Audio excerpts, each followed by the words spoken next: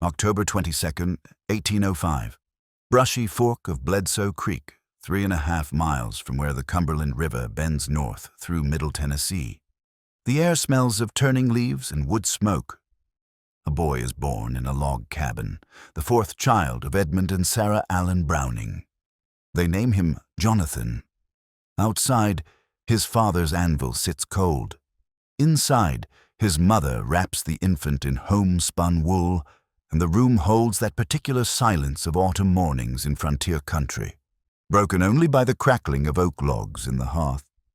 No one present that day could know that this child would build weapons that would cross the Great Plains in the hands of Mormon pioneers, or that his hands would father a dynasty that would reshape the entire firearms industry worldwide. By 1820, when Jonathan is 14, he has already learned to fire the family's long rifle, a Kentucky flintlock his father bought second-hand. He has watched his father strike iron on the anvil, forming horseshoes and hinges and plowshares. But it is the rifle that draws his attention. One autumn afternoon, Jonathan takes the gun apart on his father's workbench.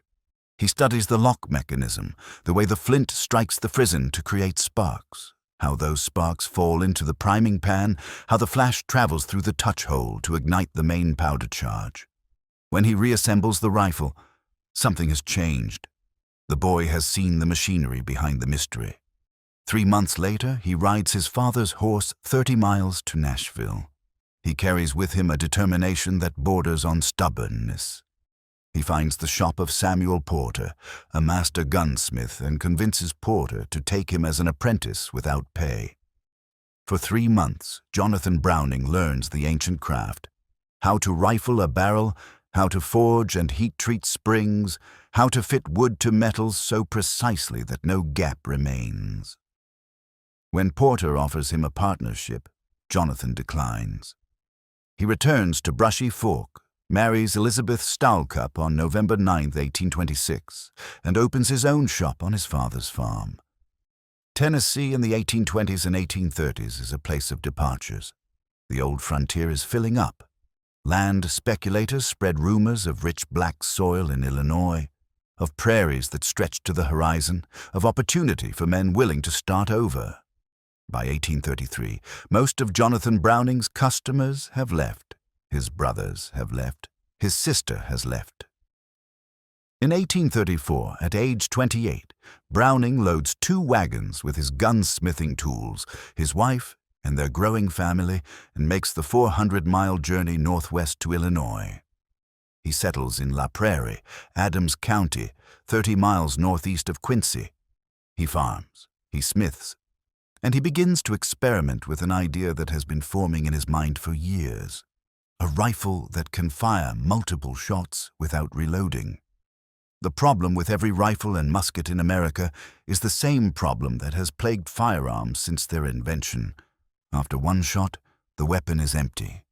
A soldier or hunter must stop, measure powder, ram a ball down the barrel, prime the lock, and cock the hammer. In combat, this takes 30 seconds if the shooter is well trained and calm.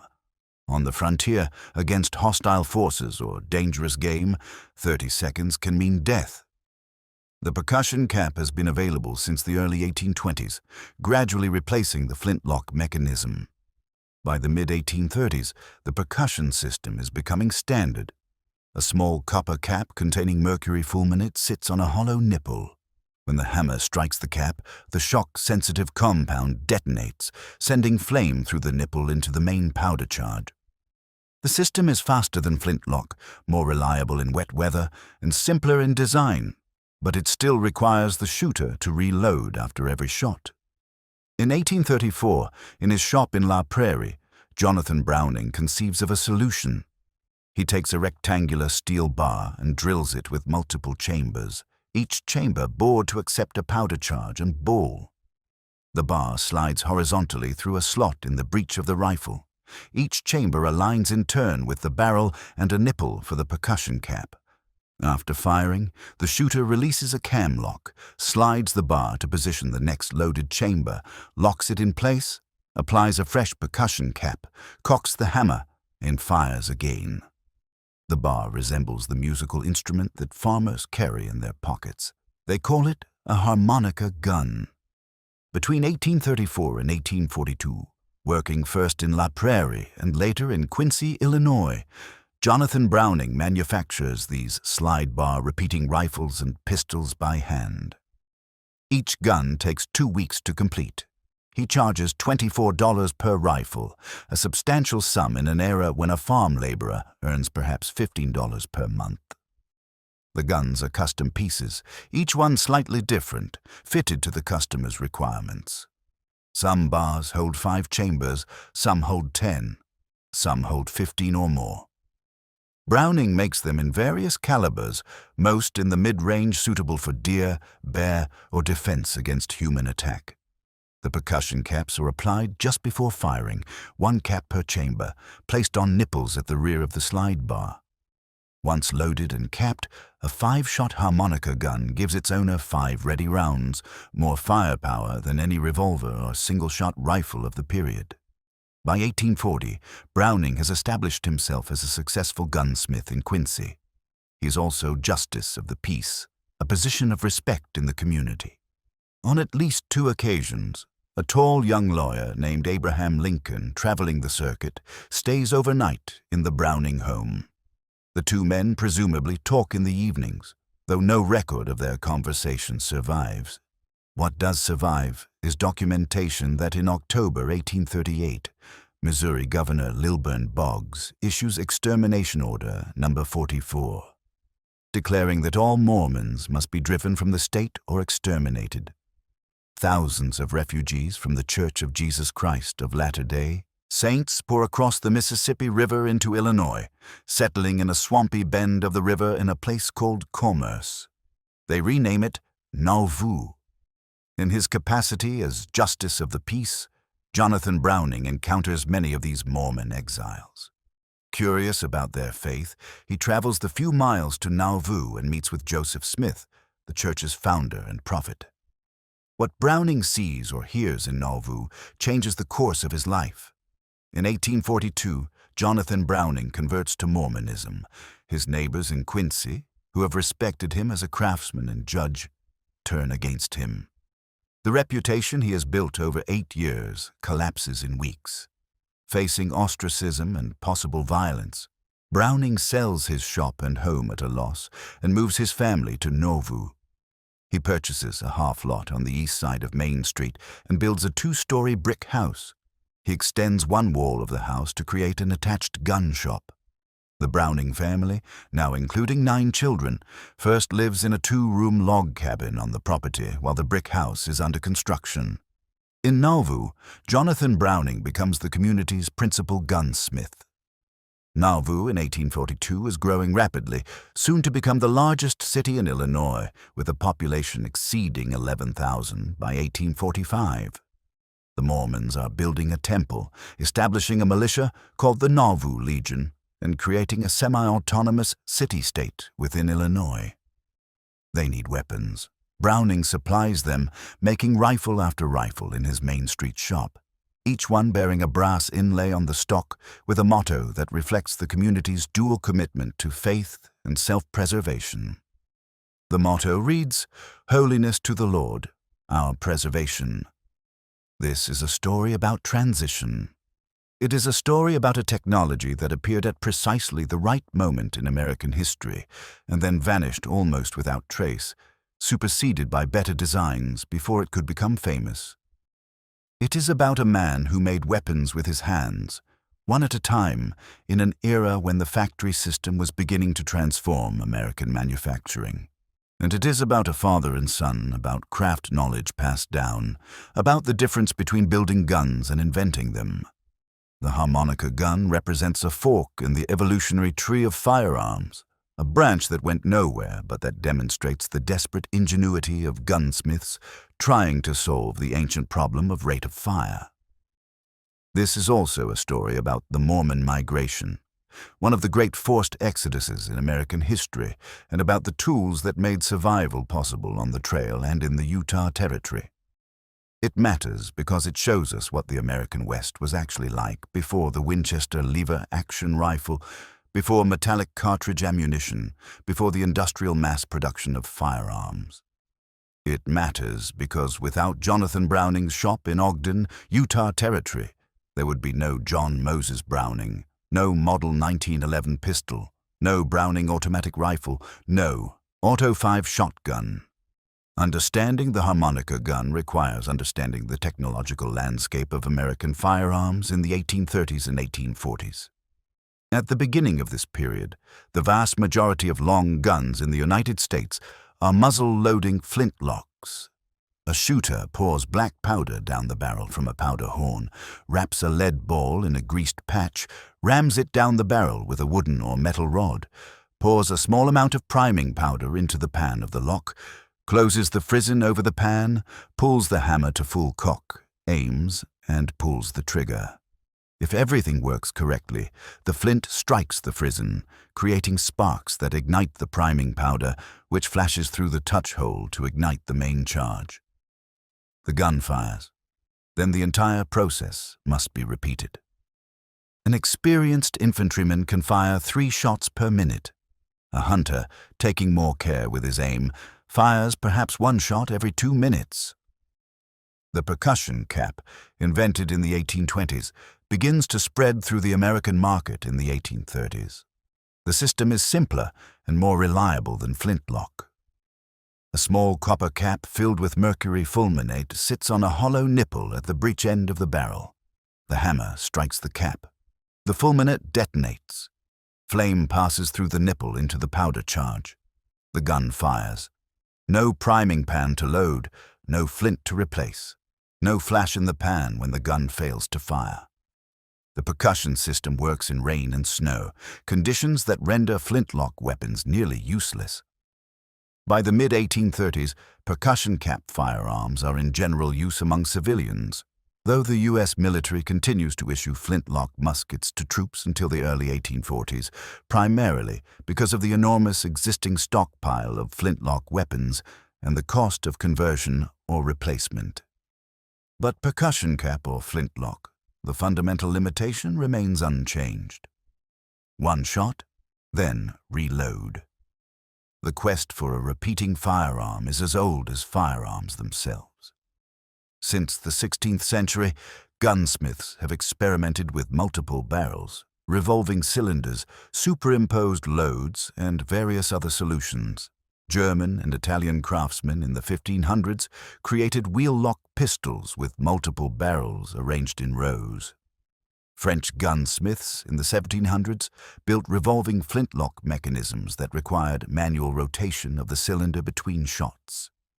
Most of these designs are too expensive, too fragile, or too dangerous for practical use.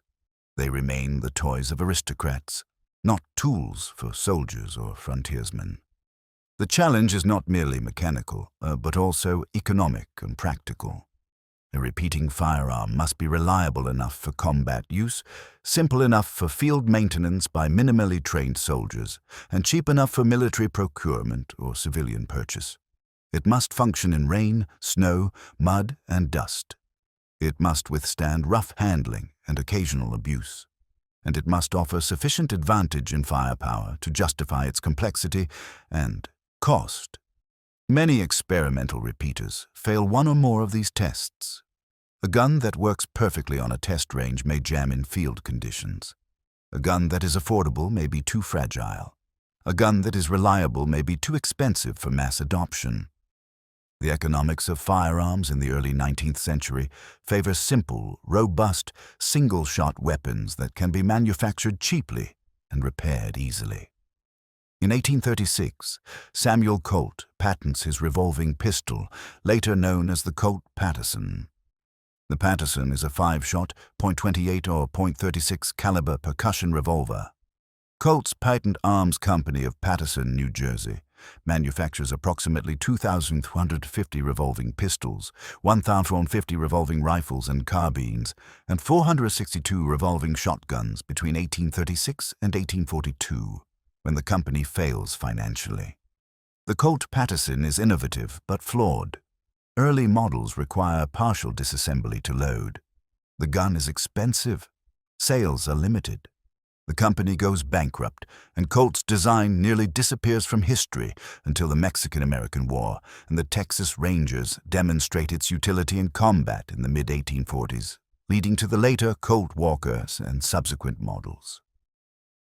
In this technological environment, Jonathan Browning's Harmonica gun is competitive.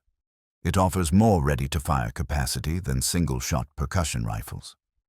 It offers comparable or superior capacity to early Colt revolvers, depending on the length of the slide bar.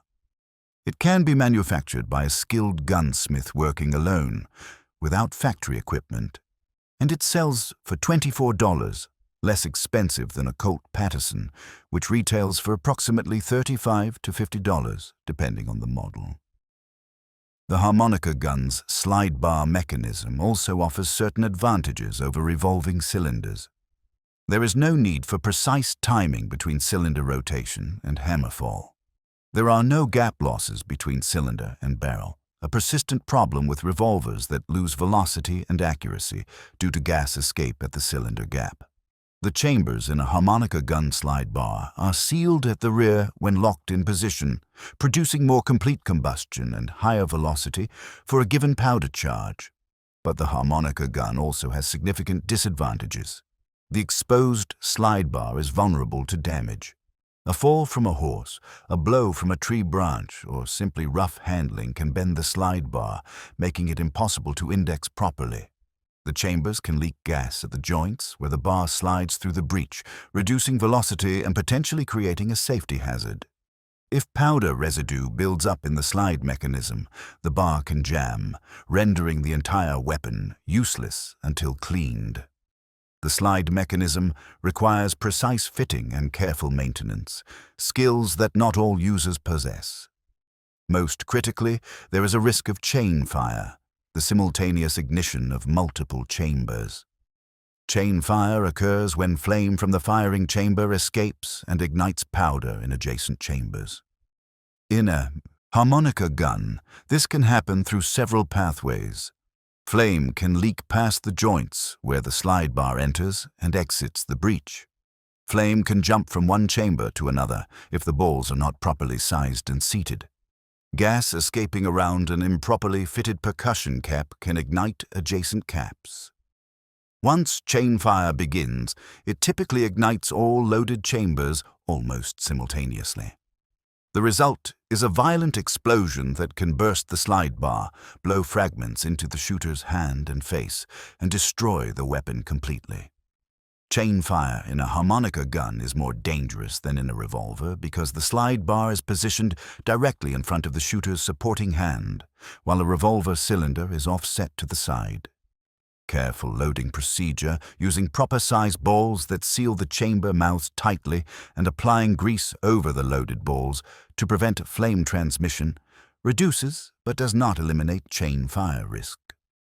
Contemporary users of percussion firearms develop elaborate loading rituals designed to minimize the hazard. Balls must be slightly oversized, so they shave a ring of lead when forced into the chamber, creating a tight gas seal. Grease must be applied generously over each loaded ball. Percussion caps must fit snugly on their nipples without being so tight that they are difficult to place or remove. Any deviation from proper procedure increases the risk of malfunction or injury. Contemporary shooters of percussion revolvers face the same problem and use the same solutions. Chain fire risk is a known hazard of percussion-era repeating firearms, acknowledged in period sources and discussed in gunsmith manuals of the era. Jonathan Browning's designs evolved during his years of manufacture. Early versions placed the percussion nipples and hammer on the bottom of the action, with the hammer powered by a leaf spring that doubles as the trigger guard. Later versions move the hammer to the top, a more conventional arrangement. Some designs incorporate elaborate engraving and brass or silver inlay work. Others are plain and utilitarian. The genius in Browning's work lies not in revolutionary innovation, but in practical execution. He takes existing technologies, percussion ignition, slide bar feed, hand-fitted machining, and combines them into functional weapons that meet the needs of frontier customers who require more firepower than single-shot rifles can provide. He manufactures these guns in an era before interchangeable parts, before assembly lines, before industrial standardization. Each gun is a work of individual craftsmanship. The customer base for Harmonica guns is specific and limited. These are weapons for men who expect to need multiple rapid shots. Settlers on the frontier defending homesteads against attack. Hunters pursuing dangerous game like grizzly bear. Pioneers traveling through hostile territory.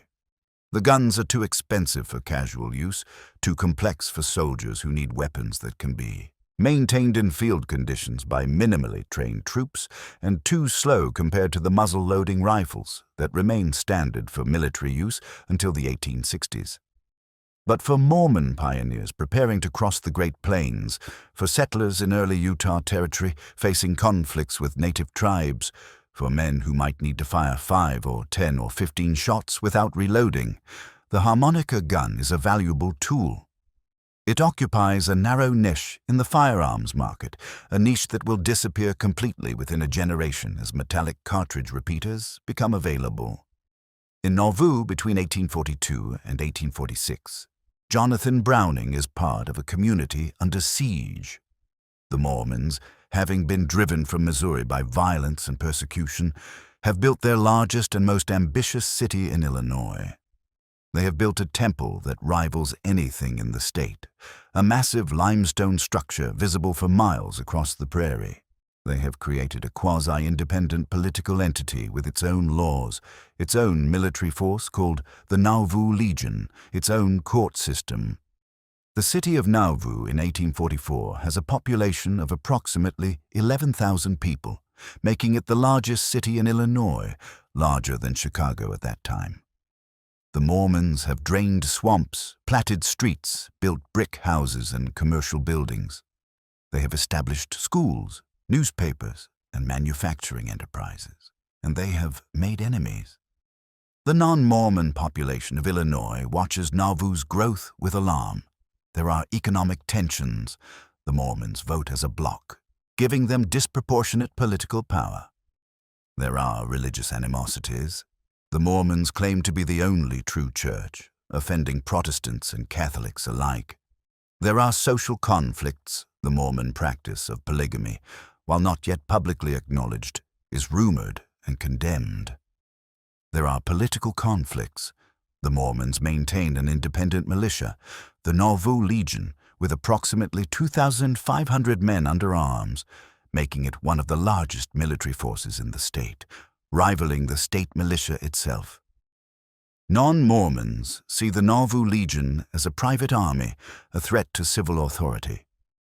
Joseph Smith, the Mormon prophet, announces his candidacy for President of the United States in 1844. The announcement is partly symbolic, partly serious. Smith sends missionaries throughout the country to campaign on his behalf. He publishes a platform calling for the abolition of slavery through compensated emancipation, prison reform, expansion of federal power to protect civil rights, and other progressive policies. The campaign alarms both Democrats and Whigs, who see the Mormon voting bloc as potentially decisive in close elections.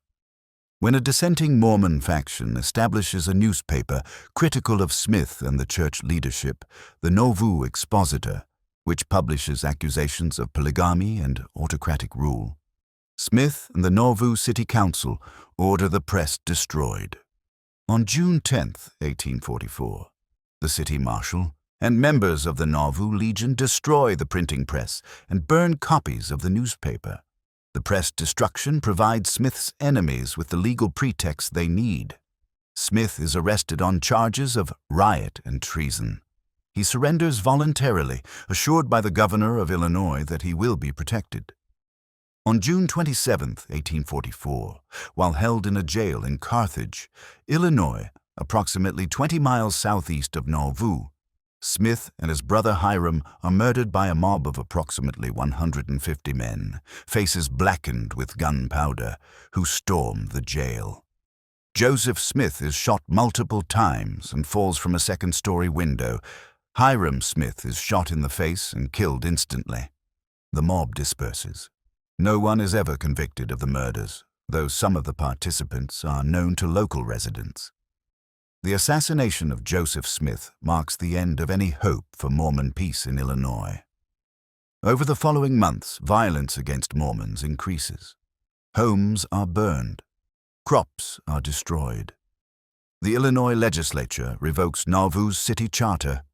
Brigham Young, who emerges as the new leader of the church, begins planning a mass exodus. The Mormons will leave Illinois. They will leave the United States entirely if necessary.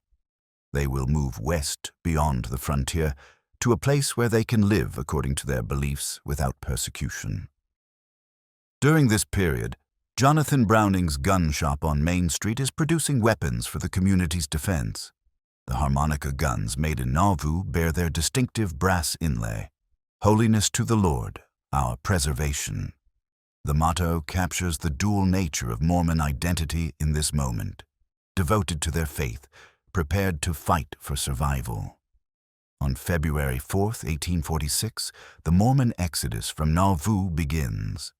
The first group of approximately 3,000 people crosses the frozen Mississippi River, heading west across Iowa. They are unprepared for the journey. The departure has come earlier than planned, forced by increasing violence and threats from mobs. Winter is the worst possible time for a mass migration, but the Mormons have no choice. They cross the river on ice, wagons and livestock, and children moving slowly across the frozen surface. On the far bank, in Iowa Territory, they establish temporary camps and begin the slow trek west. They are unprepared for the journey in almost every way that matters. Many families have sold their property in Nauvoo at ruinous prices, receiving pennies on the dollar from buyers who know the Mormons are desperate.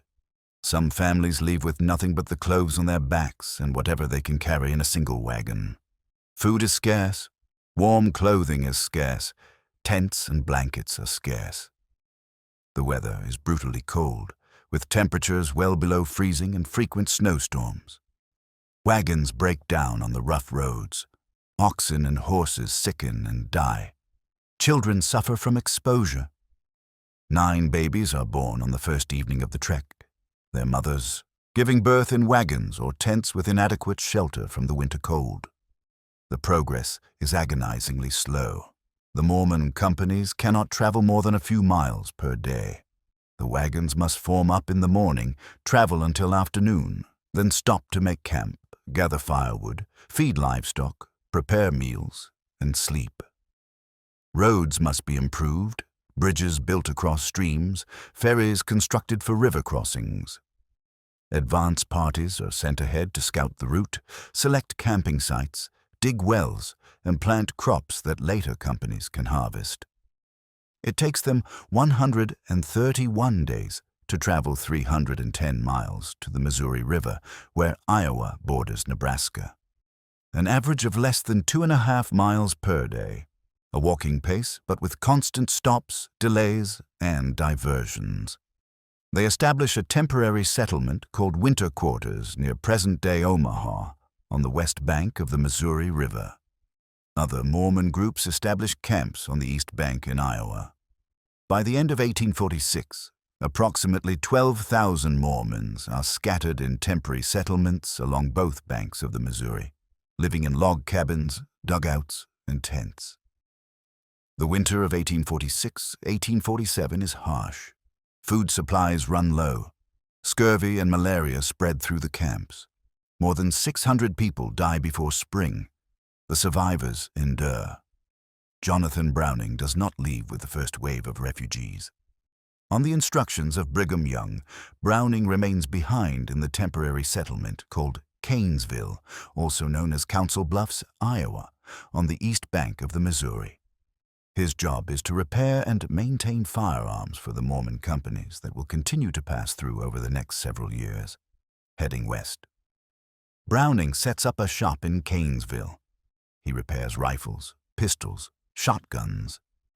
He probably manufactures some harmonica guns during this period, though documentation is scarce. He waits for his call to join the main body of settlers in Utah. In April 1847, Brigham Young leads an advance party of approximately 150 people in 72 wagons from winter quarters. They follow the north bank of the Platte River, blazing what will become known as the Mormon Trail. On July 24, 1847, after 111 days of travel, the advance party reaches the valley of the Great Salt Lake in what is then Mexican territory, soon to become United States territory after the Treaty of Guadalupe Hidalgo ends the Mexican-American War in 1848. Brigham Young, ill with mountain fever and riding in a wagon bed, looks out at the valley and speaks the words that become Mormon legend. This is the right place. Over the following weeks, months, and years, thousands of Mormon pioneers will follow. They will establish Salt Lake City. They will colonize dozens of settlements throughout Utah Territory. They will build an agricultural economy in a desert, and they will need tools. They will need plows. They will need nails. They will need horseshoes, and they will need guns.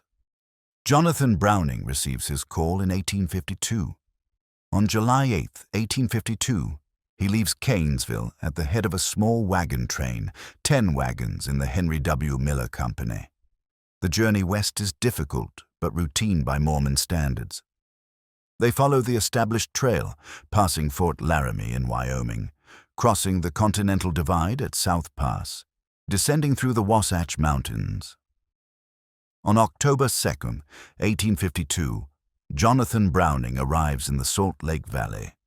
He has 6 wagons remaining from his original 10. He has $600 in cash, the profit from selling his Canesville shop and equipment. He also has 3 wives, polygamy being an accepted practice among Mormons at this time, and 22 children, though not all are yet born. He scouts locations in the valley and decides to settle not in Salt Lake City, but 30 miles to the north, in a town called Ogden. Ogden in 1852 is barely 5 years old. The site was originally occupied by a mountain man named Miles Goodyear, who built Fort Buenaventura on the Weber River in 1845 or 1846, depending on the source.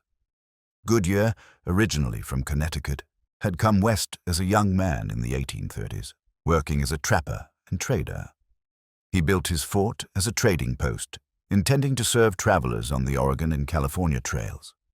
The fort consisted of a log stockade approximately 100 feet square, with several log buildings inside the walls, including living quarters, storage rooms, and corrals for livestock. Goodyear planted crops and raised cattle, sheep, horses, and goats. He was one of the first men of European descent to settle permanently in what would become Utah. When the Mormon pioneers arrived in the Salt Lake Valley in 1847, Goodyear realized that his isolated trading post would soon be surrounded by Mormon settlements. He had no desire to live among Mormons or to participate in their communal society. He offered to sell his fort and land claim. Captain James Brown, a Mormon battalion veteran who had earned significant money during the battalion's march to California, negotiated the purchase. On November 24, 1847, Brown paid Goodyear $1,950 in gold coin for the land, the fort, 75 cattle, 75 goats, 12 sheep, 6 horses, and various tools and equipment. The price was fair for the time and place. Goodyear took his money and left Utah, eventually settling in California, where he died in 1849 during the gold rush.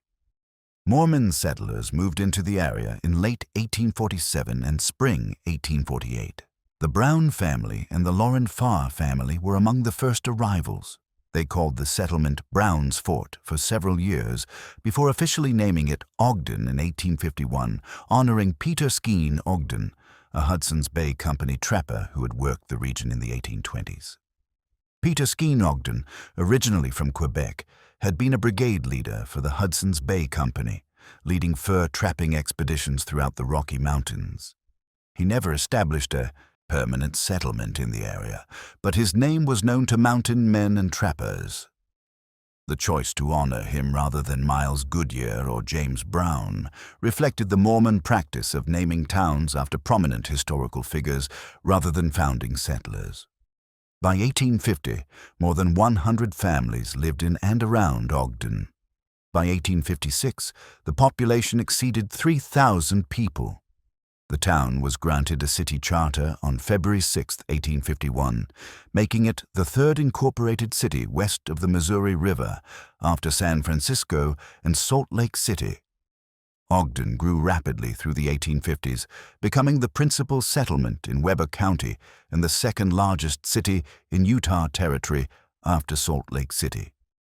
Ogden occupies a strategic position at the confluence of the Ogden and Weber Rivers, with the Wasatch Mountains rising to the east and the Great Salt Lake visible to the west, approximately 10 miles to the west across the flats. The land is fertile where irrigation water can reach it. The rivers provide consistent water flow from snowmelt in the mountains. Timber is available in the nearby canyons: pine, fir, aspen, and cottonwood. The settlement has a regular grid of streets, Mormon style, with wide avenues approximately 130 feet wide and large blocks for houses and gardens. Each family typically receives a city lot of 1¼ acres, enough space for a house, a garden, a barn, and an orchard. Outside the city proper, families receive additional land for farming, typically 10 to 20 acres, depending on the size of the family and their contribution to the community. It is a farming community, primarily agricultural, growing wheat, corn, potatoes, and vegetables. Livestock is raised: cattle, sheep, pigs, chickens. The settlement is isolated from the rest of the United States by more than 1,000 miles of mountain and prairie. Goods from the East Coast take months to arrive by wagon train. Prices for manufactured items are high. Self-sufficiency is not a choice, but a necessity. Every town needs blacksmiths, carpenters, masons, tanners, shoemakers, weavers, and gunsmiths. Into this community, in October 1852, comes Jonathan Browning, 46 years old, an experienced gunsmith, prepared to establish his final shop.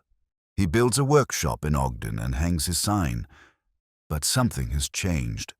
Jonathan Browning, the maker of innovative repeating firearms, apparently never manufactures another gun. His Ogden shop is a repair operation only. He fixes broken rifles. He straightens bent barrels. He replaces broken locks. He repairs pistols and shotguns. But he does not make new weapons. The reasons for this are unclear, but several factors are probable. Browning is 46 years old when he arrives in Ogden, no longer young by frontier standards, where the average life expectancy for a man is approximately 45 years. The journey across the plains has been arduous. Building a new shop from scratch, establishing a farm on his allocated land, supporting 3 wives and a growing family that will eventually total 22 children plus 2 stepdaughters. These demands consume his energy and his time. More fundamentally, the market has changed. The percussion repeaters that Browning pioneered in the 1830s and 1840s are about to be obsolete. In the eastern United States, new technologies are emerging. The Henry rifle, designed by Benjamin Tyler Henry and manufactured by the New Haven Arms Company, is introduced in 1860. It is a lever-action, tube magazine repeating rifle chambered for the .44 Henry rimfire cartridge, the first practical metallic cartridge for a repeating rifle. The Henry holds 16 rounds. It can be fired as fast as the shooter can work the lever, approximately 24 rounds per minute with a trained operator. During the American Civil War, approximately 1,131 Henry rifles are purchased by the Union Army between 1862 and 1865, and thousands more are purchased privately by soldiers. A Confederate soldier who faces Henry-armed Union troops reportedly complains about that damned Yankee rifle that they load on Sunday and shoot all week long. After the Civil War, the New Haven Arms Company is renamed Winchester Repeating Arms Company. The company introduces the Winchester Model 1866, then the Model 1873, the rifle that wins the slogan, "The gun that won the West." These metallic cartridge lever-action rifles are vastly superior to percussion-cap Harmonica guns. They are faster to load, faster to fire, more reliable, more durable, less prone to chain fire, and easier to manufacture. The Harmonica gun, never widely produced, vanishes from the firearms market. A few specimens survive in the hands of collectors. Some are used on the frontier until they wear out or break, but no one manufactures new ones. The technology is dead. Jonathan Browning's innovation, significant in its moment, is swept aside by industrial progress. By the late 1860s, when the Transcontinental Railroad reaches Ogden in 1869, making the towns a major junction and bringing an influx of non-Mormon settlers and commercial goods from the east, percussion-cap firearms themselves are becoming obsolete. Breech-loading metallic cartridge rifles and pistols dominate the market. The era of muzzle loading is over. But if Jonathan Browning never again builds a gun in Ogden, he does something more important. He trains his children. His shop becomes a classroom. The oldest boys learn to file metal, to fit parts, to understand mechanisms. They learn patience and precision. They learn that a gun is not magic, but machinery, comprehensible machinery that can be improved by thought and experiment. On January 23, 1855, Jonathan Browning's second wife, Elizabeth Caroline Clark, gives birth to a son. They name him John Moses. The boy is born into a gunsmith's family in a gunsmith's town in a territory where self-sufficiency is not an option but a requirement. As soon as he can walk, John Moses is in his father's shop. By age 7, he is working at the bench, learning basic tasks. By age 11, he attempts his first firearm, a crude single shot made from scrap parts found around the shop. He and his younger brother Matthew take it hunting the same day it is finished. They kill 3 prairie chickens. When Jonathan Browning sees the gun, his response is characteristic. "John Moses, you're going on 11. Can't you make a better gun than that?" This is the teaching method. Not praise, but challenge. John Moses Browning grows up surrounded by broken firearms that need repair, by customers who need tools, by problems that demand solutions. He grows up in an era when Ogden is transforming from an isolated Mormon farming village into a railroad junction connecting the Union Pacific from the east with multiple north-south rail lines serving Idaho, Montana, and the Pacific Northwest. By the time John Moses is 14 in 1869, the Golden Spike has been driven at Promontory Summit, 37 miles northwest of Ogden, completing the first transcontinental railroad. Suddenly, Ogden is connected to the industrial economy of the United States. Goods flow in and out. Ideas flow. Gunsmiths in Ogden can order rifled barrels from Connecticut, forged actions from Massachusetts, springs from Pennsylvania. The isolated frontier craftsman working with hand tools is being replaced by the small manufacturer ordering components from distant suppliers and assembling them locally. John Moses Browning learns his trade in this transitional moment. He learns hand-fitting from his father, the old craft methods. But he also learns about industrial production, about interchangeable parts, about the factory system. In the spring of 1868, when John Moses is 13, a passing freighter gives him a badly damaged percussion shotgun. The boy spends several weeks restoring it, learning the intricacies of lockwork and stock fitting. In early 1878, when John Moses is 22 years old, he is at his workbench repairing a fragile and complicated firearm for a customer. He is frustrated by the poor design. He says aloud, "I could make a better gun than that myself." His father, now 72 years old and in declining health, replies, "I know you could, John Moses, and I wish you'd get at it. I'd like to live to see you do it." John Moses takes the challenge. He begins designing a single-shot rifle with a dropping block action.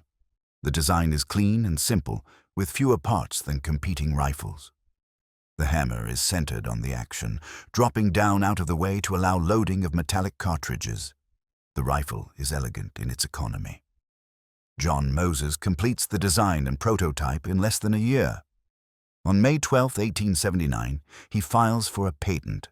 The patent is granted on October 7, 1879, U.S. Patent number 220,271. Jonathan Browning dies on June 21, 1879, at age 73, approximately 1 month after his son files the patent application for the Barber single-shot rifle. Jonathan lives long enough to see the prototype, to handle it, to understand that his son has surpassed him. John Moses later says of his father's death, "He died of weariness.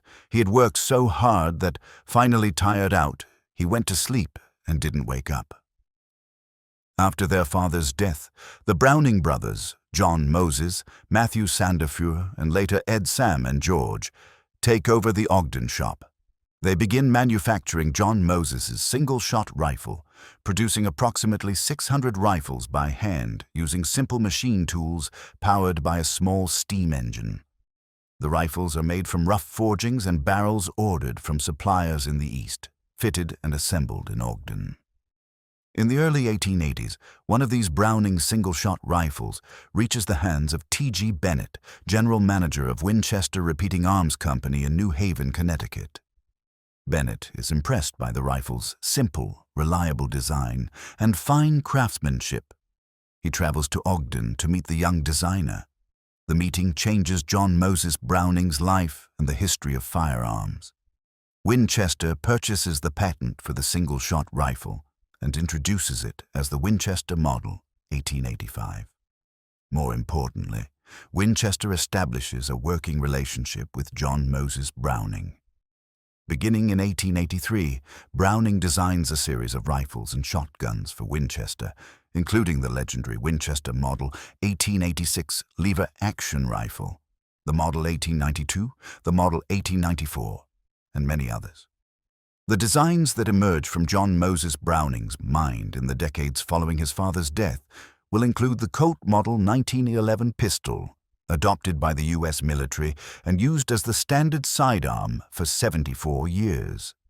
The Browning automatic rifle, used by U.S. troops from 1917 through the Vietnam War. The Browning Auto 5 shotgun, the first successful semi-automatic shotgun, manufactured from 1902 to 1998. The M2 Browning 50 caliber machine gun, still in service with militaries worldwide more than a century after its introduction.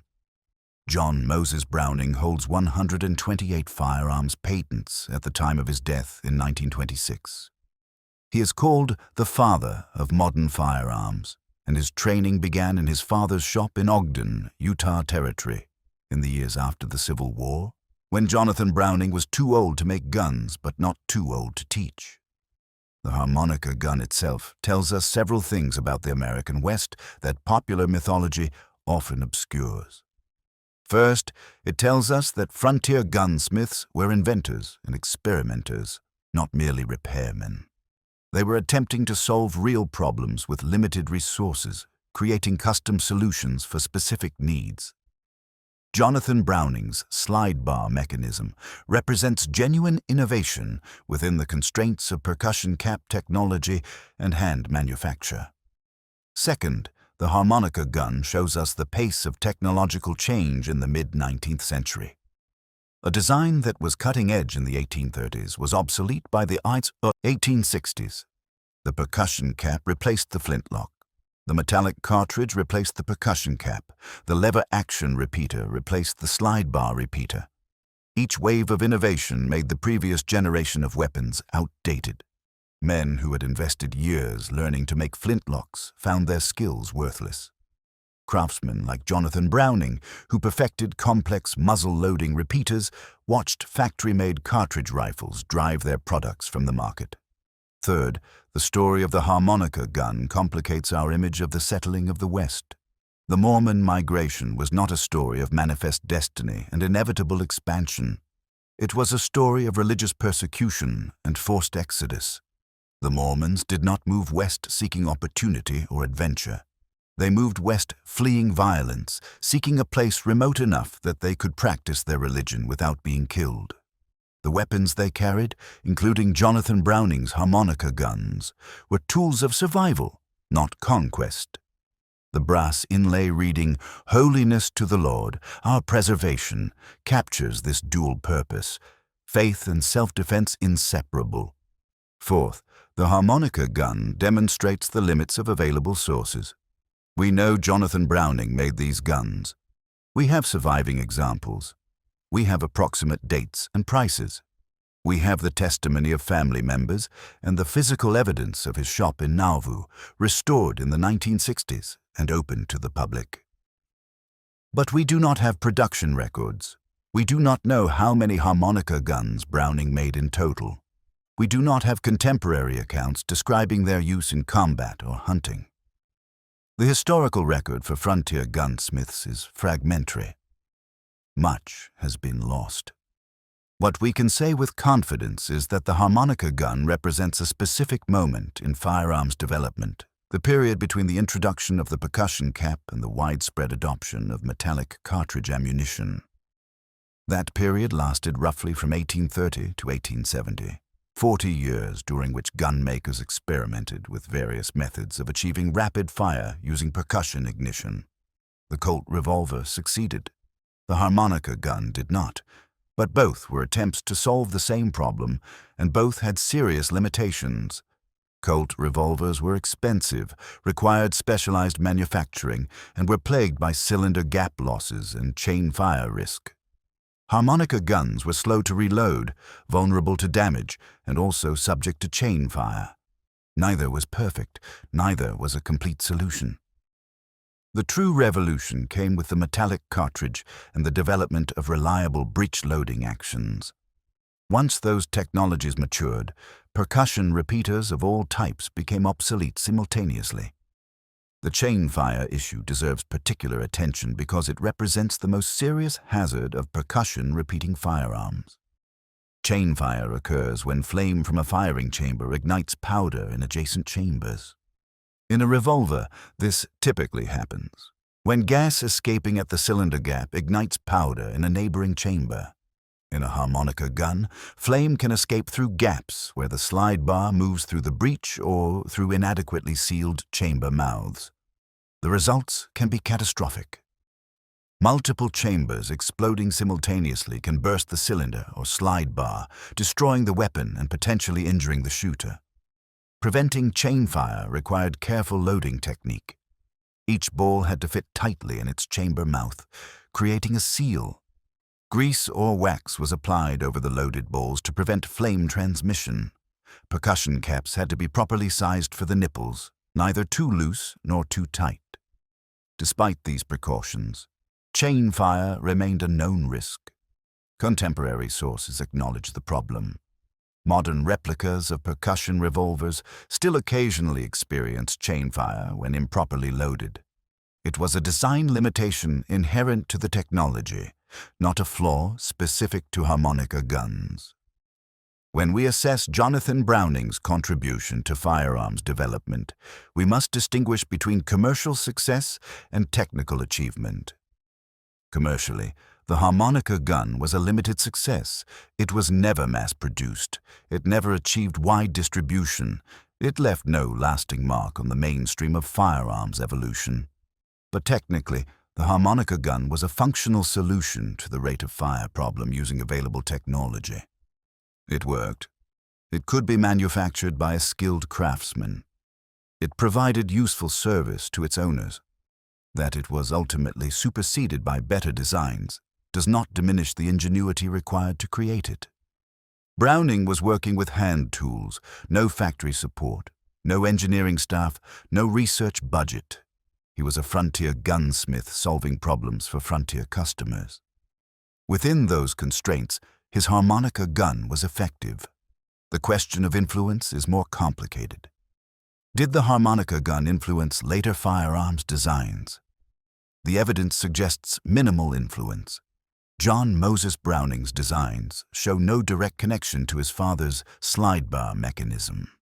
The younger Browning focused on lever action, pump action and semi-automatic mechanisms, not slide-bar systems. The patents filed by John Moses Browning contain no references to his father's work. The connection between father and son is not a connection of specific mechanical ideas, but a connection of approach, of mindset, of craftsmanship. Jonathan Browning taught his son to see firearms as problems to be solved, mechanisms to be understood and improved. He taught precision, patience, and the willingness to experiment. These lessons were more valuable than any specific design. The legacy of the harmonica gun is therefore indirect. It exists in the dynasty it helped to create. Without Jonathan Browning's shop in Ogden, without the training ground it provided for his sons, 20th century firearms development would have been different. We cannot know exactly how different, but we can acknowledge the connection. The man who made harmonica guns in Nauvoo, Illinois, in the 1840s, and who ran a repair shop in Ogden, Utah Territory, in the 1850s and 1860s, created the environment in which John Moses Browning learned his trade. That environment was crucial. The specific designs Jonathan made were less important than the approach he taught. Immediately after Jonathan Browning's death in 1879, the Ogden shop continued as a repair and retail operation under the management of his sons. The first major change came with the success of John Moses's single-shot rifle. The brothers built a factory in downtown Ogden in 1880, a substantial brick structure that housed both the manufacturing operation and a retail sporting goods store. They hired additional workers, including English gunsmith Frank Rushton and blacksmith Ed Ensign. The old wooden gun shop, originally built by Jonathan Browning, was torn down, and the lumber was reportedly used to build a cow pen and chicken coop on family property. The business was prospering. In 1881, T.G. Bennett of Winchester arrived in Ogden to meet John Moses Browning. The visit led to a partnership that would last nearly 2 decades. Winchester purchased John Moses's designs and paid him royalties on production. Winchester manufactured the rifles and shotguns. John Moses designed them. The arrangement was mutually beneficial. Between 1883 and 1902, Winchester produced dozens of models based on Browning designs, including some of the most successful and influential firearms in American history. In the 1890s, John Moses Browning began developing semi-automatic firearms, starting with a gas-operated machine gun and continuing with recoil-operated pistols and shotguns. These designs required advanced manufacturing capabilities that Winchester was unwilling to provide. The partnership ended, not in hostility, but in divergence of interests. Browning took his semi-automatic designs to other manufacturers, principally Colt in the United States and Fabrique Nationale in Belgium. The 1911 pistol emerged from this period, adopted by the U.S. Army in 1911 and serving as the standard military sidearm until 1985. The Auto 5 shotgun, manufactured by Fabrique Nationale beginning in 1902, became one of the most successful shotguns ever made, remaining in production for 96 years. The M2 Browning machine gun, designed in the 1920s, is still in frontline military service worldwide a century later, mounted on vehicles, aircraft, and naval vessels. The scope of John Moses Browning's achievement is almost impossible to overstate. He did not merely improve existing designs. He created entirely new categories of firearms. He solved fundamental problems in semi-automatic and automatic operation that had defeated other designers. But John Moses Browning did not work alone. He had brothers who served as business managers, shop foremen, and production supervisors. He had his son, Val Browning, who became his liaison with Fabrique Nationale, making dozens of steamship crossings between the United States and Belgium. He had skilled machinists and gunsmiths who could translate his ideas into working prototypes. And behind all of them stood the figure of Jonathan Browning, the father who started it all, the Tennessee blacksmith who became an Illinois gunsmith, who converted to Mormonism, who crossed the plains, who built a shop in Ogden where his sons learned their trade. The chain of consequence runs directly from Jonathan's decision to apprentice with Samuel Porter in Nashville in 1820, through his years making harmonica guns in Quincy and Nauvoo, through the Mormon migration, through the decades in Ogden, to John Moses's first patent in 1879, to the worldwide firearms empire that followed. Today, harmonica guns made by Jonathan Browning are extremely rare and valuable. Examples from the Nauvoo period, bearing the Holiness to the Lord, our preservation, brass inlay, are particularly sought after by collectors. Rock Island Auction Company and James D. Julia. Auctioneers have sold Browning harmonica rifles for $50,000 to $100,000 or more, depending on condition and provenance. In 2012, Julia Auctioneers offered Jonathan Browning's personal harmonica rifle, documented through bills of sale and family photographs, with an estimated value of $75,000 to $150,000. The rifle did not meet its reserve price and did not sell, suggesting that the market value may have been even higher. Another Browning harmonica rifle, owned by Congressional Medal of Honor winner Georgie Olby, sold at auction for $138,000.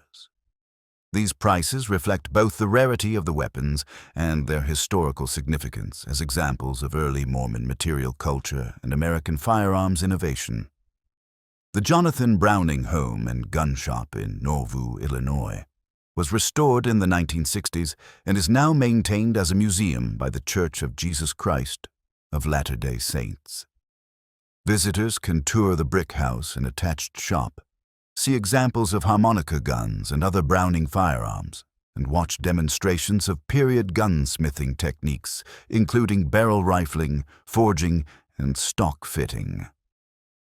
The restoration is considered one of the finest examples of historical preservation in Nauvoo, a city that has extensively rebuilt its 1840s-era downtown as a heritage site. The Browning home stands on Main Street, a two-story brick federal-style building with a workshop extension, exactly as it appeared when Jonathan Browning lived and worked there from 1842 to 1846. The site receives thousands of visitors annually, mostly Latter-day Saints interested in Mormon history, but also firearms enthusiasts curious about the origins of the Browning firearms dynasty. In Ogden, the John M. Browning Firearms Museum is located in the Union Station building, a massive railroad depot that reflects Ogden's history as a major rail junction. The museum houses the world's largest collection of John Moses Browning's firearms, including prototypes, production models, and experimental designs. Examples of Jonathan Browning's harmonica guns are also displayed, providing context for his son's later work. The museum's collection includes more than 2,000 firearms spanning 2 centuries, but the core focus is the Browning family's contribution to firearms development. Visitors can see the evolution from Jonathan's handmade percussion cap, harmonica guns, to John Moses's factory-produced cartridge firearms, from single-shot rifles to semi-automatic pistols and machine guns. The progression is dramatic, a visual representation of the transformation of American manufacturing and military technology over a single lifetime. The story of Jonathan Browning's harmonica guns is not primarily a story about technology. It is a story about adaptation, about survival, about the transmission of knowledge from one generation to the next. It is about a religious minority seeking refuge in a remote territory, carrying whatever tools they could build or buy. It is about the end of the craft era and the beginning of the industrial era in American firearms manufacture. It is about the gap between innovation and success, between a functional design and a commercially viable design, and it is about the foundation of one of the great family enterprises in American industry, the Browning firearms dynasty that would dominate military and civilian firearms design for more than a century. 23 years after Jonathan Browning dies in Ogden, his son John Moses travels to Belgium to negotiate with Fabrique Nationale regarding production of the Auto 5 shotgun. On November 26, 1926, while visiting the FN factory in Herstal, near Liège, John Moses Browning suffers a heart attack and dies. He is 71 years old. His body is returned to Ogden for burial. At the time of his death, John Moses Browning holds 128 firearms patents. His designs are in production on 5 continents. Millions of Browning-designed firearms have been manufactured. Millions more will be made in the decades that follow. The company he founded with his brothers, Browning Arms Company, continues to operate, now headquartered a few miles east of Ogden in Morgan County, still surrounded by the Wasatch Mountains. October 2nd, 1852. 6 wagons roll into the Salt Lake Valley from the east, having crossed the Continental Divide and descended through the mountains, carrying a gunsmith named Jonathan Browning, his 3 wives, his children, $600 in cash, and all his tools. It has been 2 months and 25 days since they left Canesville. They have come 1,300 miles. The wagons stop in Ogden. Browning steps down from the wagon seat.